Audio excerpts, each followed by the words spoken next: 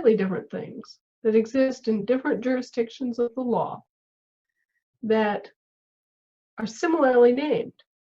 So you've got Georgia, the state, and then you've got the state of Georgia. And then to make it even more confusing, you've got different kinds of states of Georgia. So this whole issue and word state really deserves our attention. We have Republican states of the Union, which are soil jurisdiction republics. When I say soil jurisdiction, I'm talking about a layer like a skin all over the surface of the earth that's 6 inches deep. That's the actual definition of soil. The soil jurisdiction overlays the land jurisdiction, which then goes straight down into the center of the earth in terms of an international jurisdiction. So those two things are so connected, so interrelated, like the skin on a body, that they tend to overlap and intermingle. And the same people that are part of the soil jurisdiction are also people of the state, which is the international land jurisdiction.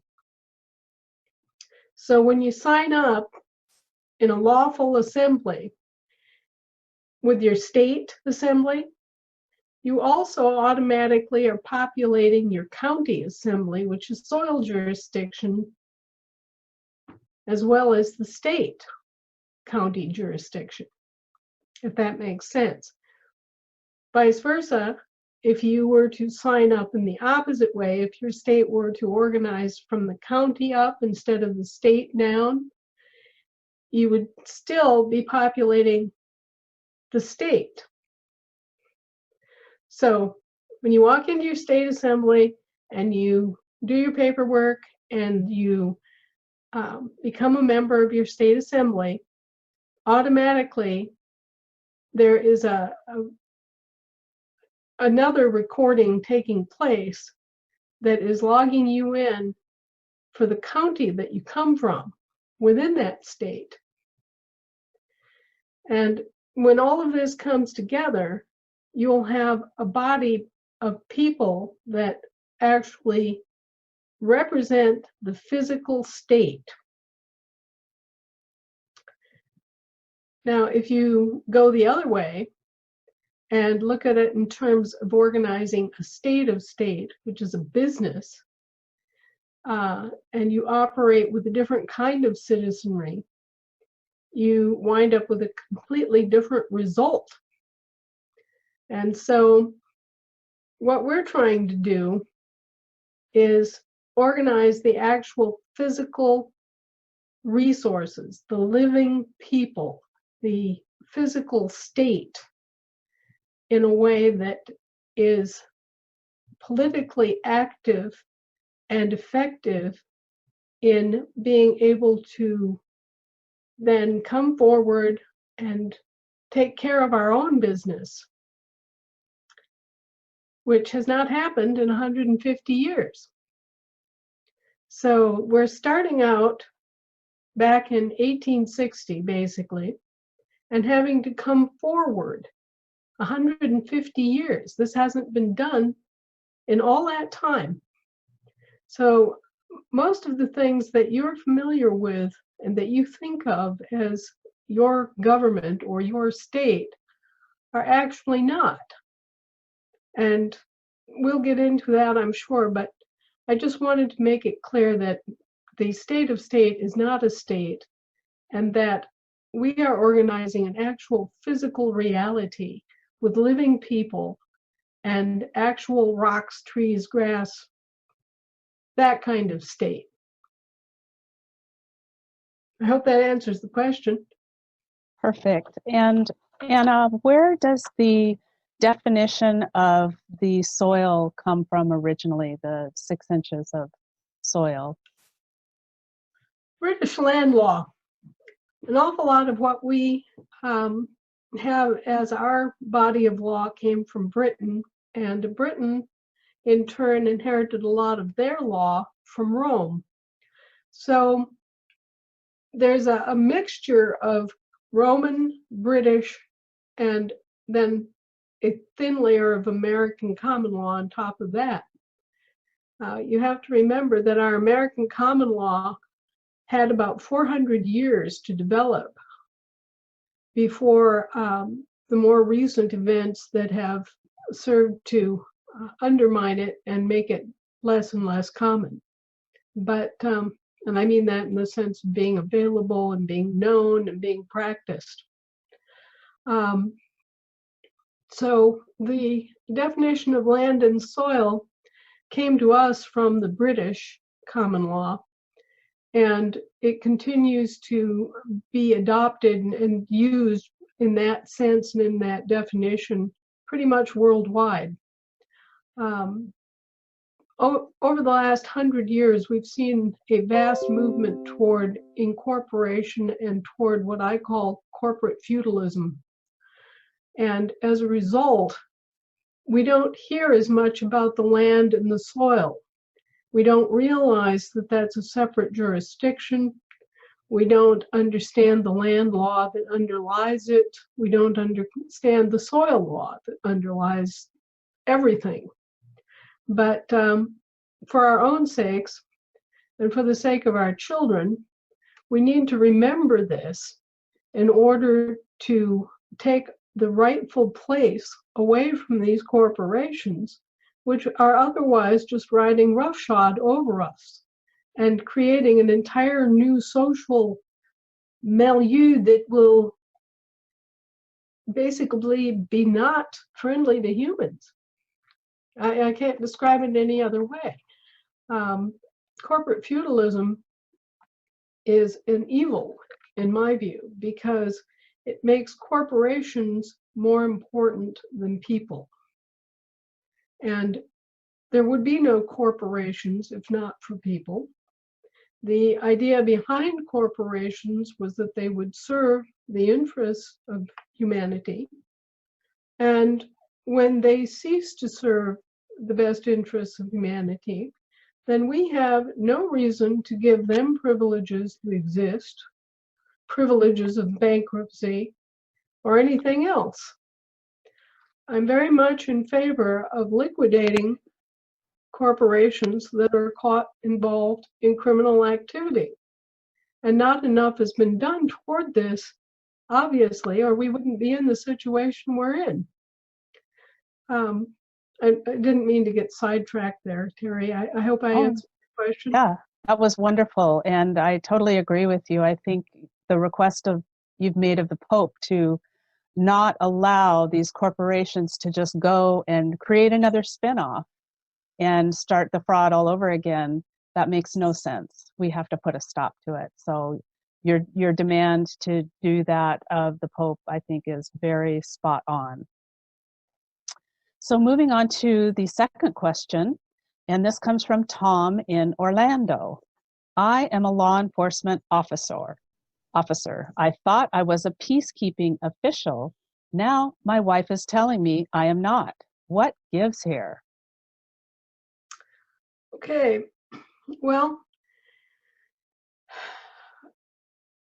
it somewhat does matter. We make a distinction between law enforcement officers and peacekeeping officials. First of all, peacekeeping officials are elected in public elections. We do have law enforcement officers called sheriffs who are elected, but they're elected in what are essentially private corporate elections. So even though they are elected, strictly speaking, they're not peacekeeping officials. Now, we have a very important landmark case that was fought by Sheriff Richard Mack and another officer named Prinz And the case before the U.S. Supreme Court was Mack versus Prins. Wait a minute. Mack and Prins versus USA Inc. I'm sorry. Not quite up to my speed today, but it's a landmark case in which this issue was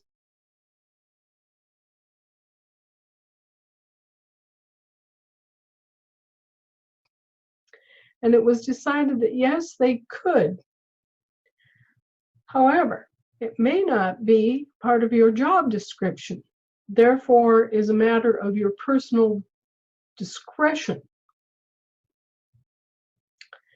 And most of us would understand that enforcing the public law and enforcing the constitutions, which are part of the public law of this country, would be a fundamental duty of every law enforcement and peacekeeping official in the country, but unfortunately not. We have numerous cases where the public has been told that it is not the duty of the police forces to protect them or their property. Instances where police have stood by and watched people be kicked, murdered, robbed, whatever, and it was deemed that the police did not have a duty to respond to a crime that was being committed right in front of their faces. So that is a law enforcement attitude of, we're just here to enforce statutes, which are contracts. Statutes are contracts. They're private contracts. We're not here to enforce the public law. Although, like any other American, those same officers could choose to enforce the public law. This makes things very difficult for people. We are in a country that has been corporatized and privatized to a point where the world as we know it, in terms of what we expect and what we find, are totally different more often than not. So law enforcement officers are in the same status as a private security firm, like a Walmart floor walker or security police that you see at the mall. They're in that same private status, and then technically it's called a Pinkerton because of the Pinkerton laws. This sort of private law enforcement force came into being because of the railroads' demand to be able to hire such security forces to protect the railroads as they were going west. And they were called Pinkertons because the Pinkerton agency was the agency that was hired. And the post office also gained a ability to do this with the United States Marshals. The original purpose of the Marshals Service was to protect the mail. And so you had the railroads and you had the mail, and that is the underpinning the essential law that underpins all law enforcement activities and agencies down to this very day. In fact, it is a valid argument to make that if a law enforcement officer engages you or asks you for ID or does other things, to ask him what this has to do with either the mail or the railroad. Because actually they don't have any other assigned public duty. And if you are a member of the public, an American state citizen, they really don't have any right to address you. They try to avoid that fact, but until they start acting as peacekeeping officials again, which is what needs to happen, we're in kind of a quasi-weird land, legally and lawfully. We certainly cannot give up our law enforcement efforts, but we need to very carefully look at what law we're enforcing and what we're paying to enforce. Because most of us think that we're enforcing the public law, and instead that has been twisted and converted into enforcing the private law of state corporations. So I hope that helps you, Mike. I hope that you make the choice to enforce public law in addition to your work enforcing statutory law. Great, thank you, Anna. One of the questions that comes to mind is if we are to help the sheriffs make the right decision, it would be beneficial if we could get them off the corporate payroll and onto the land and soil jurisdiction payroll. Well, that can happen too, and it will. We've already made some significant steps toward exactly that. We established a program for Continental Marshals, who are the land jurisdiction equivalent of the U.S. Marshals. We are working hard on figuring out the ways and means to fund the police that would be coming on. They're not strictly our peacekeeping officials, and our actual land jurisdiction county sheriffs on a county-by-county basis, so that when our state assemblies hold their elections and the counties hold their elections, they'll be able to actually hire someone and pay him instead of it just being a volunteer service that people are already doing as volunteers. But yes, we are working very hard toward that. Excellent. Thank you for that. All right, here we go with question 3, and this comes from Mike, no state referenced. Can active duty military and reservists change their political status? What does changing status do to our pensions and health services? Okay. While you are employed as a federal employee, either civilian or military, while you are dependent of any federal civilian employee or federal military employee, you can't change your status. U.S. citizenship is a condition of your employment. And so you are obligated during the term of your service, and if you are a reservist through the time of your reserve service, to maintain your U.S. citizenship as is.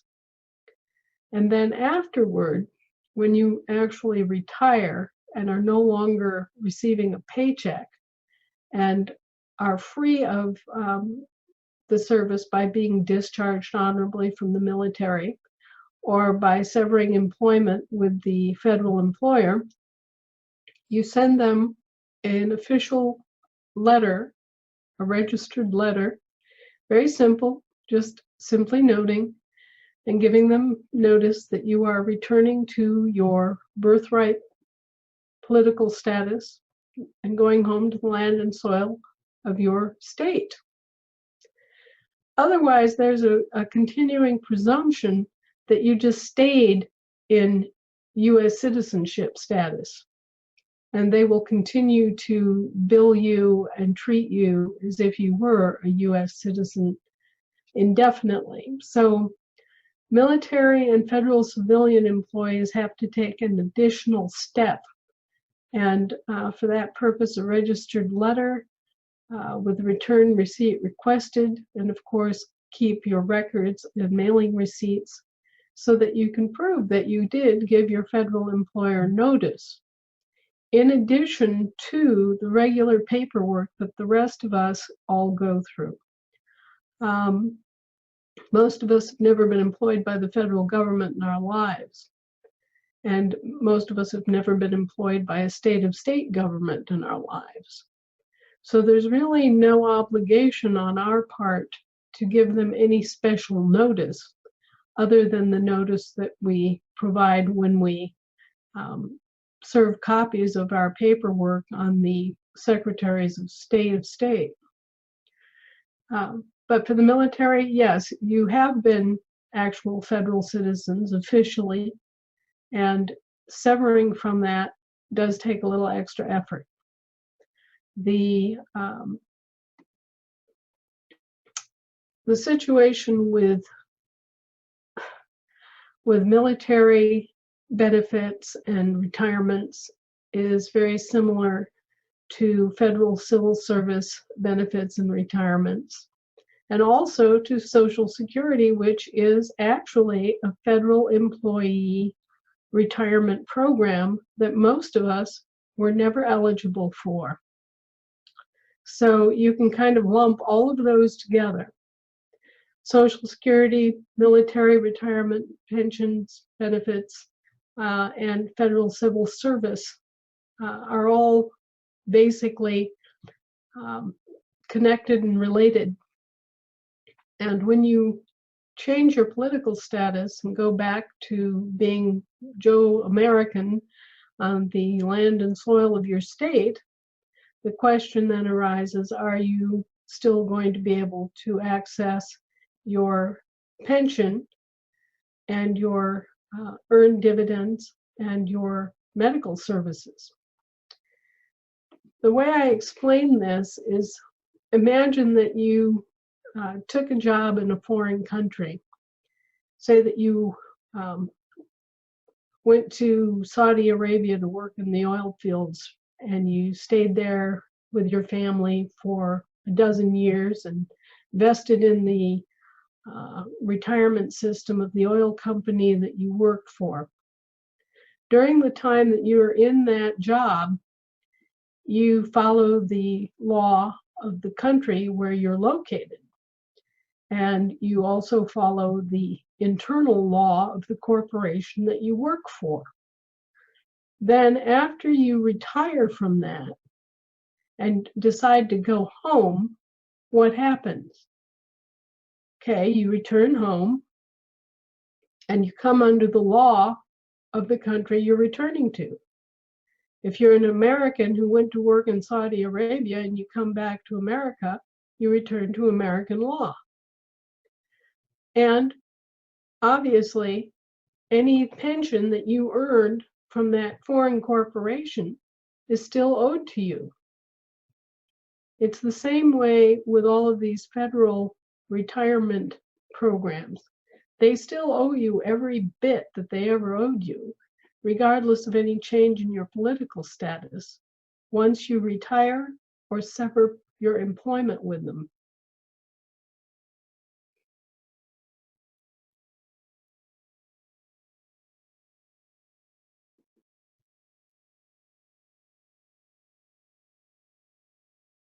Thank you for that. I know that there are a lot of questions. Do you want to talk about the DD 2268 form? The 2168? 2168, thank you. We caught one of the service providers in a little scam where they were pretending that after our soldiers had terminated and been been honorably discharged, they were still being considered connected to the military by a presumed voluntary civilian military service. They just love these oxymorons. Civilian military service. You like that? Right? I had to laugh when I heard that one. But anyway, what it stems from is an old program after the Second World War that was designed to give some support and benefits to people who had in fact risked their lives in civilian jobs to assist the military. And it's a fairly small segment of people who were honored in this way. The flight attendants was one, some kinds of nursing staff were another, but very small segments of civilian job classes that were eligible for this particular program. And basically they were holding our guys who never had anything to do with any of these civilian services in this fake status of voluntary civilian military service because they hadn't gotten an evaluation from this program saying that they weren't eligible. So we advised everybody that was leaving the military or had left the military to send in a DD 2168. And basically, this was a negative response that we're looking for. We're looking for the military to come back and say, no, you're not eligible, and therefore sever any possible claim that we were doing any civilian military work after discharge. Ah, I see. But yeah, there's just no end to this kind of stuff that we unravel and that we find as we go along. Little traps and excuses for trying to allege some sort of a federal connection or some kind of U.S. Citizenship. There are probably 200 of them. And they're all just little adhesion contracts or excuses not to give people their actual due. We had a very ugly instance of this, and unfortunately, we have not yet been able to correct it, but we're working on it, where we found out that the GIs who came home from World War II were supposed to be given a stock portfolio of stocks that was part of the package they were supposed to receive as their benefit package or whatever you want to call it, GI Bill type thing. And they were never told about this, and they never received any of these stocks. And they were just kept by the government under various scenarios of just despicable self-interest, really. So that all of these guys were supposed to get stock portfolios that they never received. And some of them were, very, very wealthy and died in terrible poverty. So these are things that need to be addressed, and they need to be addressed with the military, with the government, and with those who are charged with overseeing the operations of these institutions. The managers, like presidents, and the members of Congress who are supposed to be functioning as trustees and board members, and also with the other potentates that are actually responsible for the British territorial government, the Queen and the Pope, whose organization is ultimately responsible for the conduct of the civil government, what is called the municipal government of the United States, which is run by Congress. So all of these things have to be tagged down and addressed. And it has been left go for so long. 150 years of fraud and mismanagement and nobody minding the chicken coop has led to all of these abuses. When we first started talking about this and bringing it forward and actually going out and tagging down these officials and, writing letters to the Pope and complaining to the Queen and contacting the Office of the Prosecutor at the International Court of Justice and thousands of letters and complaint type activities where we were bringing attention to the abuses. It was a response that can only be akin to a talking horse. I mean, they would stare at me as if I were an animal that suddenly started speaking English. And that is the response that we received for a good solid 5 years before anyone actually began to realize that it was a serious issue, and that yes, there were numerous people all over the world waking up and taking action to bring a stop to this system, which got started 150 years ago, went off the tracks, and just continued to stay off the tracks in various ways ever since. So when we see a notice that's posted on your website, then there's thousands of letters that have taken place before that notice ever even gets published on your website. Is that what I'm hearing? No, not every notice, but we're talking about activity that went on to give notice to all these different institutions and officials for 20 years. I see. Yeah. Our work with the Catholic Church, which has been so completely misrepresented,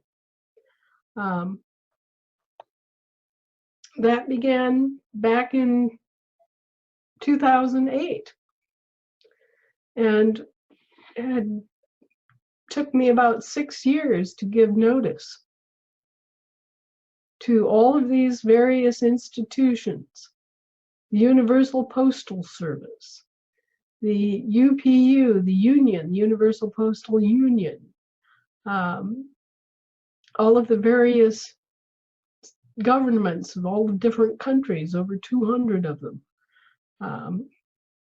all the senior judges, all the senior administrators, all the law schools, all the bank officials, all the insurance inspectors, all the admiralty officials, lords of the admiralty, the Privy Council. It's a massive business trying to give everybody notice so that they realize that they're doing something wrong. After 150 years, people think this is just the way it's supposed to be. Right. They don't know any better. They walked in, they inherited a situation. They're told how to do their job. They do their job. They're completely shocked. And when you step them back and show them, oh, well, this is how it's supposed to work and this is how it's working, it's debilitating for many of them. They have a very hard time. You know, they go into denial, or they go into shock, or they are scared out of their wits. And you can easily see why they would be, because many of the abuses that have gone on are extremely criminal. Press ganging, for example, has been outlawed for over 200 years. Inland piracy has been outlawed for far longer than that. And yet we've had crimes of staggering proportion in both of those instances. Slavery and peonage have been outlawed worldwide since 1926. And yet we have suffered both under the heel of corporatism and legal chicanery that sought to redefine us as corporations. Yeah, it's shocking. And thank you so much for all the work that you and your team have done. It is an enormous body of work. And I, for one, am so grateful. And I know there are hundreds and thousands and soon to be hundreds of thousands people that are as well. So thank you for that. Moving on to question 4. This is a good one. Am I the grantor, executor, or beneficiary of the Strawman Trust? And this question comes from Stephen. There was no state with that. Okay. The Strawman Trust is what's called a cestui trust. And it's what's used when someone is lost at sea or in a disaster. Think of Robinson Crusoe. He goes out the door one morning and he doesn't come back for 20 years, right? Well, what happens in the meantime? The relatives bring it forward to the court. After 7 years, he's declared legally dead, and a trust is established in his name, a cess-decay trust, and it is held under the provision that should he return, should he prove to be alive, all of his stuff has to be returned to him undamaged, free of any debt or encumbrance which has been placed upon it by his relatives in the meantime, or whoever his presumed beneficiary is. So basically what they did was they lied about it. They just plain lied about the fact of where we were or what we were doing. They created this situation where they kidnapped us into a foreign jurisdiction of the law. They took us off the land where we were born as Americans and as state nationals. For example, I was born a Wisconsinite, right? And exactly, 18 days later, they changed my political status and dubbed me a United States citizen. And having once claimed me as a ward of the state of Wisconsin, not Wisconsin, but state of Wisconsin, the state of Wisconsin then passed the information on to the civil government in Washington, D.C., the municipal United States government, and they created the cess-decay trust named after me using my actual given name. So it's a two-stage process involving the state government, the territorial government, and the municipal government. They're both in on this together. And what happens is that the state, in my case, state of Wisconsin, is the presumed beneficiary of the cess-decay trust, and they're the equitable title holder on the trust. And the municipal government is the presumed holder of the legal title to the cess-decay trust. And you are just somebody that got stuck with the job of administering it as an authorizing representative. You are cast in the position not of trustee, but just a worker bee who's supposed to be paying all of the bills for the cess-decay, like a warrant officer, like a withholding agent. You're supposed to be collecting the money owed to the estate and then paying off all the estate's bills for it. But the ones getting the actual benefit of your estate are the territorial state of state and the municipal government. So in terms of, what's your position supposed to be? They've got you lined out to be the donor of your good name and estate. And they have it set up so that they are respectively the beneficiary and the service provider that is charging your estate for all the services that the government is giving you. And if you look at your bank checks, you can see that on every check, the line where your signature goes is not actually a line. It's a line of microprint that says authorizing signature in tiny, tiny, tiny print that you can't even see without a very high-powered magnifying glass. They don't want you to see that because then you might start questioning what an authorizing signature or authorizing representative is. And that's the slot that they have you pegged in. You're outside of your own name and estate. They don't even recognize you.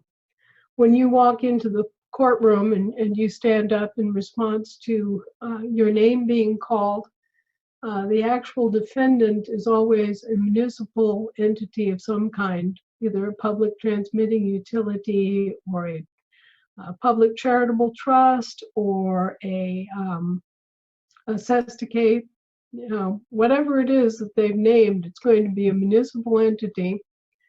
And you stand there and you say, I'm John Brown, and the defendant's name is John Brown. And there you are. You're identifying yourself as the defendant, therefore the authorized representative of that defendant.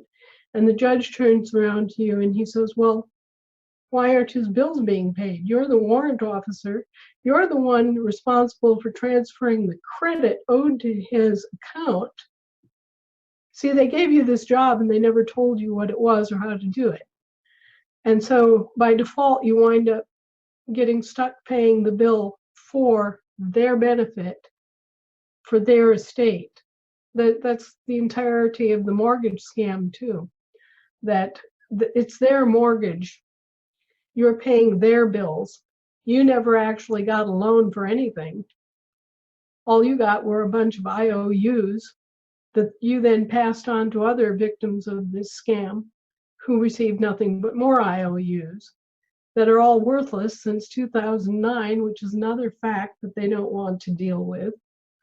But in any event, you have no position except donor of that cestacea until you prove to be alive, and you have no control over it until you bring it back on the land along with all your other property, at which point, together with the cancellation, revocation of all prior powers of attorney, they're stuck.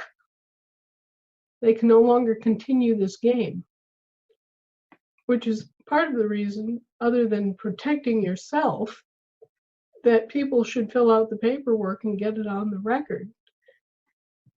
Because every one of us that does that is putting a stick in their little red wagon wheels and making this a less juicy opportunity for fraud.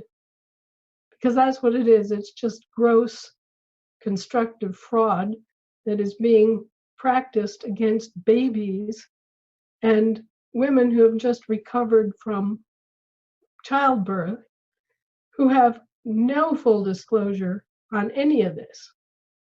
No mother in her right mind and no father in their right mind would agree to this cozy little corporate deal if they knew. And so now we know. And thankfully, we know what to do about it. Part of what we need to do about it is to make sure everyone else knows. Spread the word. Tell people they're stealing your children. They are converting your children into chattel to pay their debts. They're defrauding you. They're defrauding your children under color of law. They're nothing but commercial corporations that have come in here and have been playing this very filthy game for a long time. So, number one, make sure everybody knows it. Number two, start taking action to reclaim your name and your children's names and all of your property and putting it back on the land and soil jurisdiction that you're heir to. They can't mess with that. They're trying to. Don't get me wrong, they are trying to mess with it now. And part of the work that has been so urgent over the last 10 years is to forestall their efforts to take our land as well as everything else that they've already stolen. So the other thing that new parents and grandparents need to do is to record the baby deed which is found as part of the other paperwork. And basically, we need to record on the land jurisdiction the fact of the baby being born, who the parents are, where they were born, and those basic facts need to be witnessed and placed in the public record so that there is no doubt that that baby was claimed by his own family and his own parents. And what I'm suggesting to everyone is that when you know you're expecting, think ahead. Most people now know well in advance what the sex of the baby is going to be, and they have the opportunity to choose a name well in advance of the baby being born, so that the moment that that baby is born and the time and date and place are fixed, that someone responsible in the family is ready to go, collects the signatures and the thumbprints of the parents, and takes it down and it gets it all settled and notarized as a witness to them and their signatures and their thumbprints, and puts it in the land recording office to create a public record for that baby being claimed by his own family and not being a ward of the state. Very good. Yeah, absolutely. And folks, really, if you focus on doing your paperwork, you can get it done very quickly. We've got tools for you at paperupnow.com. Number 928 on Anna von Reitz' website, annavonreitz.com, has the basic package of editable forms, and you can see examples and sample forms filled out on paperupnow.com. So there's lots of help available, and other forums such as this to help you get those forms filled out and recorded. So moving on to question 5, this comes from Bonnie in Pittsburgh. What do we do about married names? A lot of people wonder which names, and it's kind of confusing. When you were a child and you were in grade school, you were taught to write your name upper, lower case, first, middle, last, right? That's your trade name, also called your given name. And that is the name that was released from the bankruptcy that Queen Elizabeth disparagingly called a disregarded entity. Well, that disregarded entity is yours. It's your property, and it's subject to your salvage. So you take that trade name and you move it back onto the land and soil of the state where you were born. And that's the only name that you need to reconvey, to formally state, yes, I reconveyed that, and there's the proof and there's the record. That's the one you reconvey. That's the only name that has to go on the reconveyance. That then becomes kind of the fulcrum, the platform on which you can stand to reclaim all other names that have ever been associated with you that you've used for any purpose. Women who have been widowed, who have been divorced, who have had multiple marriages in their life, just go to the certificate of assumed name and include those names and their variations. I don't care if it takes 2 pages to list all the different variations of all the different kinds of names and orders of names, middle initials, without middle initials, anything that you can think of as a permutation for married names, for variations of your trade name, for styles of names, all caps, upper lowercase, any variation that you can think of. Married names, pen names, names that you might have used as a performer, Chuckles the Clown. If it's associated with you, and it's something that could have been tied into, say, a social security number or a business license or anything like that, go ahead and claim it, because they continually try to find some new arrangement or some new variation on a theme that they can use as a name for you in order to gain a handle on you, and then use that as a means to plunder your estate. I myself have had to go through a process of every year or so going back in and issuing a certificate of assumed name for some new version of a name that they're calling me all of a sudden. Just this past year, I had to go in and reclaim a name that was, they called me Anna Reitz. They just dropped the bond off of my name for no apparent reason other than trying to get a new handle on me. And I had to go back in and claim that using a separate certificate of assumed name. So you have to be aware, and you have to keep watching for when banks or utility companies or the guys that were in the service or in Social Security or any of these other agencies start calling you by a different name. You want to drop everything, go, okay, time for another certificate of assumed name. Go down to the recorder's office, plunk it in, and it's amazing how fast they'll drop everything. It's like magic. The moment they see that you have claimed that name, they leave you alone. Wow. It doesn't act retroactively. But if you get ahead of the curve and you claim that name, from that moment on, they can no longer use it as a handle to access you.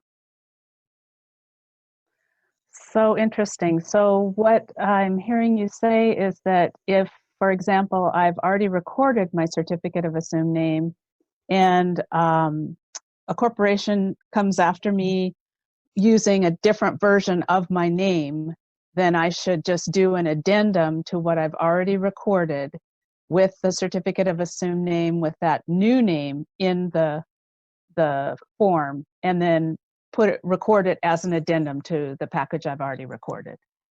Is that correct? You can do it that way, or you can just issue a new certificate of assumed name with just that name and add it to your package, and it would all appear as one recording. Okay. If the recorder's office should, I don't know that they all do, but they should, when they do your deed of reconveyance, they should then establish a file for that. And then when you go in and you add to that, say you have a baby deed you want to add, or say that you have some new thing that you want to seize upon from your property that needs to be added, you go back in and you use that as an extension to the initial filing.